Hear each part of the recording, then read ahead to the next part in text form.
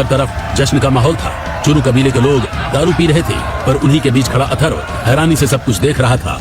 आखिर ये कौन सी जगह है और मैं कहाँ हूँ? तब उसने अपने हाथों को देखा, वो हरे रंग से चमक रहे थे। क्या इसका मतलब आकाश विश्व मोती मेरे साथ यहाँ आ गया? काली पहाड़ी एक बार फिर अथर्व को दिखने लगी। 3 दिनों की लड़ाई में उसने अपने सामने खड़ी सेना को छलनी कर दिया था, लेकिन वो एक को मारता तो दूसरा आ जाता। आखिरकार उसकी सांसें भारी हो चुकी थी। तेरी रस्सी चल गई है अथर्व, और बल भी चला जाएगा। आखिरी मौका है, आकाश विश्व मोती हमें दे दे। मेरी मौत निश्चित है, पर आकाश विश्व मोती के हाथ लगा तो तबाही आ जाएगी। उसने तुरंत ही मोती को निगल लिया और काली पहाड़ी के छोर से छलांग लगा दी। तो जैसे नामर्द के साथ मैंने सुहागरात मनाई तो सब लोग मुझ पर थूकेंगे। इतना कहते ही आर्या ने अथर्व चुरू के सीने पर एक लात मारी। अथर्व पलंग से नीचे गिरा, हैरानी से अपनी पत्नी को देखने लगा। यदि ऐसा ही था आर्या, तो तुमने मुझसे शादी क्यों की? ये शादी नहीं, एक समझौता है। तूने भले ही मेरी मांग में सिंदूर भरा हो, पर तू मेरा पति कभी नहीं बन पाएगा। सालों पहले आर्या के पिता प्रताप ने अपने दोस्त अधीर से एक वादा किया था। बड़ी होकर मेरी अन्या तुम्हारी बहू बनेगी अधीर।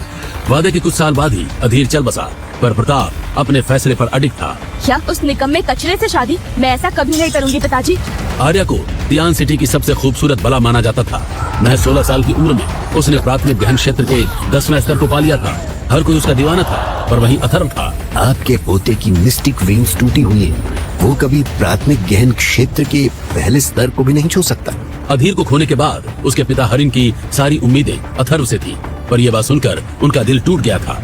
मैं अपने पोते पर कभी कोई आंच नहीं आने दूंगा। चुरू कबीले के 5वें बुजुर्ग होने के बावजूद हरिन की सालों तक सबकी नजरों में एक सुअर से ज्यादा औकात नहीं थी। आज जब अथर्व अपनी बारात ले जा रहा था तो कई लोग उसके खिलाफ बोल रहे थे। देखो, लंगूर के हाथ अंगूर लग गया। पता नहीं उस आर्या को इस कचरे में क्या दिख गया यार। लोग इस शादी से नाराजगी जता चुके थे। अथर्व मुंह लटकाए बैठा था। अचानक उसे चक्कर आया और वो नीचे जमीन पर गिर पड़ा। अथर्व को क्या हो गया?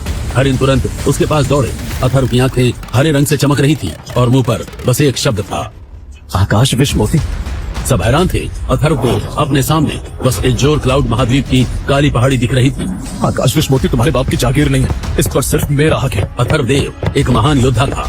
गठीला शरीर, पर्वत जैसी भुजाएं और हाथों में आकाश विश्व मोती उसे जोश से भर रहे थे। काली पहाड़ी से कोई जिंदा नहीं जाता, या तो वो मोती दे दे या फिर मारा जाएगा। लाखों की सेना अथर्व के सामने खड़ी थी। वो खून से लथपथ था, लेकिन हार मानना उसने कभी नहीं सीखा था। चाहे कुछ भी हो जाए अथर्व, तुम्हें इस आकाश विश्व मोती को किसी और के हाथ नहीं लगने देना है। मैं वादा करता हूँ गुरुजी। अपने गुरुजी को दिए हुए वादे को पूरा करते हुए ही वो यहाँ पहुँचा था। लेकिन क्या अथर्व काली पहाड़ी से जिंदा लौट पाया था? अगले ही पल अथर्व चुरू उठ बैठा। उसे देख हरिन ने एक गहरी सांस ली। मुझे तो लगा था तुम शादी के विचार से ही बेहोश हो गए। चलो हम चलते हैं। अथर्व को समझता उससे पहले ही वो शादी के मंडप में खड़ा था। दुल्हन को वरमाला पहनाइए। अथर्व ने ठीक वैसा ही किया और कुछ ही देर में उन दोनों की शादी हो गई। अथर्व आर्या से बात करने के लिए कमरे में गया ही था कि आर्या ने लात मारकर उसे धमकी दी। अच्छा होगा इस कमरे से बाहर निकल जा, वरना मैं खुद तुझे धक्का दे दूंगी। अथर्व वहाँ से जल्दी से निकल गया। हर तरफ जश्न का माहौल था। चुरू कबीले के लोग दारू पी रहे थे, पर उन्हीं के बीच खड़ा अथर्व हैरानी से सब कुछ देख रहा था। आखिर ये कौन सी जगह है और मैं कहाँ हूँ? तब उसने अपने हाथों को देखा, वो हरे रंग से चमक रहे थे। क्या इसका मतलब आकाश विश्व मोती मेरे साथ यहाँ आ गया?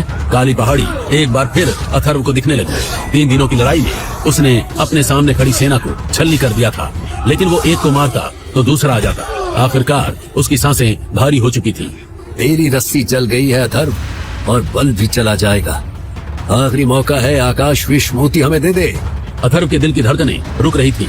तब उसने एक फैसला किया, मेरी मौत निश्चित है, पर आकाश विश्व मोती के हाथ लगा तो तबाही आ जाएगी। उसने तुरंत ही मोती को निगल लिया और काली पहाड़ी के छोर से छलांग लगा दी।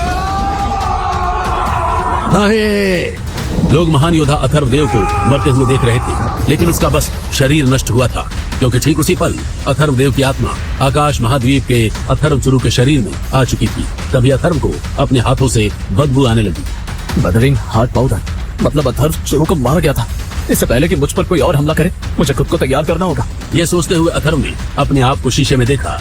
कहाँ वो एक महान योद्धा था, पर अब बस एक दुबला पतला लड़का बनकर रह गया था। इस कमजोर शरीर में कोई शक्ति नहीं है, मुझे अपनी शक्ति बढ़ाने का तरीका ढूंढना होगा। अथर्व जल्दी से वहाँ से निकल गया। कुछ देर में ही हर तरफ खबर फैल गई। अथर्व चुरू अपनी सुहागरात के दिन ही भाग गया। हर कोई हंस रहा था। एक बार फिर हरिन जलील हो रहे थे। 10वें स्तर की योद्धा को बहू बनाने के बाद उसने सोचा था कि सब सही हो जाएगा, पर अथर्व का गायब होना उसके दिल की बेचैनी को बढ़ा रहा था। आखिर अथर्व कहाँ गया है? और इन सबसे दूर काले कमरे में समर आरव को मार रहा था। साले कमीने, तुझसे एक काम भी ढंग से नहीं होता ना। बारात की सुबह समर के कहने पर आरव ने अथर्व के खाने में जहर मिलाया था। अथर्व मर चुका था, पर आकाश विश्वमोती ने किसी वरदान की तरह उसे बचा लिया था। आर्या मेरे बचपन का प्यार है। मैं यहाँ सड़ रहा हूँ, लेकिन वो कचरा अभी उसके साथ सुहागरात मना रहा होगा। समर के गुस्से की कोई सीमा नहीं थी। तभी एक आदमी दौड़ता हुआ अंदर आया। अथर्व चुरू भाग गया है। ये सुनते ही समर जल्दी से महल पहुंचा। हरिन परेशानी से कमजोर दिख रहे थे। उनके साथ आर्या खड़ी थी। मेरा पोता तो भाग गया, अब तुम्हें मेरे ही कबीले के किसी आदमी से शादी करनी होगी। सबकी नजरें आर्या पर टिकी हुई थी। तभी समर ने एक कदम आगे बढ़ाया। मैं करूँगा आर्या से शादी। सब जानते थे कि समर प्राथमिक गहन क्षेत्र के 5वें स्तर का योद्धा है, उससे कोई मुकाबला नहीं कर सकता। तब वो आर्या की तरफ देखकर मुस्कुराने लगा। अथर्व जंगल के बीच घूम रहा था। अगर मुझे gem grass, purple wind heaven crystal और पृथ्वी गहन क्षेत्र वाले एक जानवर का गहन कोर मिल गया तो मेरी मिस्टिक वेन्स ठीक हो जाएंगी।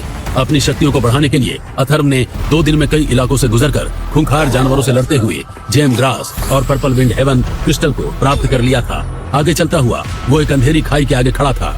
इस खाई के अंदर पृथ्वी गहन क्षेत्र वाले जानवर रहते हैं। मुझे यहाँ अपनी आखिरी चीज मिल जाएगी। इतना कहते हुए अथर्व ने छलांग लगा दी। वो जमीन की सतह के अंदर धंसता चला जा रहा था। आसमान की रोशनी भी उस तक नहीं पहुंच पा रही थी।